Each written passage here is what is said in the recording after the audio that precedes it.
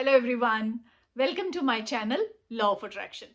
आज मैं ये वीडियो लाई हूँ अपने एक सब्सक्राइबर की रिक्वेस्ट पे। उन्होंने मुझे एक क्वेश्चन पूछा कि इमोशनल अटैचमेंट्स को ओवरकम करना इतना मुश्किल क्यों है। Why it is so hard to overcome emotional attachments. ये हम सब जानते हैं, कभी ना कभी जिंदगी में किसी ना किसी मुकाम पे हम इमोशनली इतने ज्यादा अटैच हो जाते हैं, और अगर दूसरा इंसान आपको दुख दे तो आप बहुत देर तक उस अटैचमेंट से दुखी रहते हैं। आप उस अटैचमेंट से बाहर निकलना बहुत मुश्किल हो जाता है, और उस अटैचमेंट में आप जब इन्वॉल्व होते हैं और आपको दुख मिलता है तो आप कभी दूसरे इंसान को ब्लेम कर रहे होते हैं, कभी अपने आप को ब्लेम करते हैं।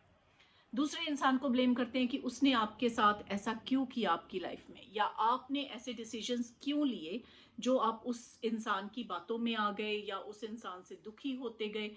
और कई बार बहुत मुश्किल हो जाता है इमोशनल अटैचमेंट से बाहर आना, क्योंकि हम लोग बहुत बार रैशनली सोचते हैं। हम बिजनेस के लिए, जॉब के लिए, अपने करियर के लिए बहुत रैशनली सोचते हैं, दिमाग से सोचते हैं, थॉट्स पे बहुत कंसंट्रेट करते हैं। लेकिन जहां कहीं किसी के साथ इमोशंस की बात आ जाती है, हम बहुत जल्दी इमोशनल हो जाते हैं, हम इमोशन से अटैच हो जाते हैं। वो किसी भी रिलेशनशिप में हो सकता है, वो आपकी फैमिली में, आपके ब्रदर सिस्टर के साथ, आपके पेरेंट्स के साथ, आपके बच्चों के साथ, आपकी गर्लफ्रेंड बॉयफ्रेंड के साथ, आपके एम्प्लॉयमेंट में, आपके एम्प्लॉयर के साथ। कई बार कोई इंसान आपको ऐसे कुछ कह देता है, आप इमोशनली बहुत स्ट्रेस में आ जाते हैं, और उस इमोशनल स्ट्रेस से बाहर निकलना बहुत मुश्किल हो जाता है। तो इसके लिए हम क्या कर सकते हैं, क्या सॉल्यूशन है इसका। पहले तो ये समझते हैं कि कई बार क्या होता है, आप हम हमें हमें किसी से दुख क्यों होता है।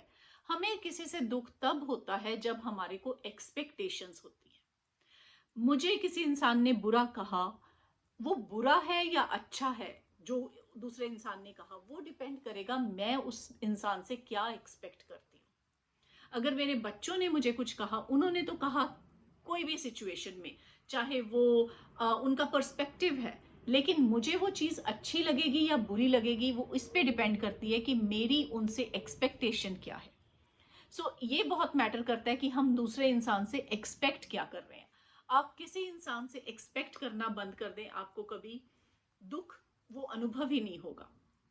अब आप कहेंगे ऐसे कैसे पॉसिबल है कि आप किसी से कुछ एक्सपेक्ट ही ना करें। मैं समझती हूँ कई बार इंसान ऐसे इमोशनली अटैच हो जाता है और उस चीज से बाहर निकलना बहुत मुश्किल होता है। तो उस सिचुएशन में क्या करना चाहिए, कैसे करना चाहिए। आप अगर अपने आप को, आपने एक वर्ड सुना होगा, सेल्फ रियलाइजेशन, सेल्फ इवैल्यूएशन।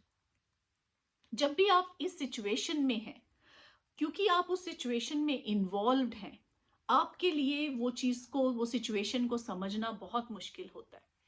लेकिन आप अगर सेल्फ इवैल्यूएशन करें, आप रियलाइज करें कि आप किस तरह की सिचुएशन में हैं, और वो कैसे आप कर सकते हैं, अपने आप को उस सिचुएशन से बाहर रख के, दूर रख के, एक एज एन इंडिपेंडेंट।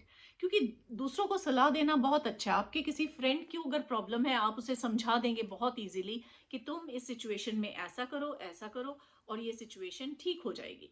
तुम्हें अगर इमोशनली पेन हो रही है तो आप ऐसे करो, आपको सोल्यूशन मिल जाएगा। लेकिन जब हम खुद उस सिचुएशन में इन्वॉल्व होते हैं तो खुद को समझाना मुश्किल होता है। वो सेम सिचुएशन किसी दूसरे के लिए समझनी हमारे लिए बहुत आसान होती है, लेकिन अपने लिए जब वो सिचुएशन हमारे अपने आप पे आती है तो वो समझनी बहुत मुश्किल होती है। तो इसको समझने का बेस्ट तरीका है अपने आप को अपने आप से दूर रख के देखें। जब आप सिचुएशन से दूर होके as an independent, as an outsider, as a third person उस सिचुएशन को रैशनली ऑब्जर्व करते हैं, तो आपको पता चलेगा कि आप कहाँ गलत हैं या आप क्या कर सकते हैं। और खुद को ब्लेम करना बंद करें कि आप गलत हैं। आप गलत नहीं हैं, लेकिन आप उस सिचुएशन को एनालाइज गलत तरीके से कर रहे हैं। आप सिर्फ ये देखें कि आप उस सिचुएशन से बाहर निकल के, एक ए पर्सन है और एक बी पर्सन है, बी पर्सन ने ए पर्सन को ये कहा, दुख दिया, तो अब ए पर्सन को क्या करना चाहिए।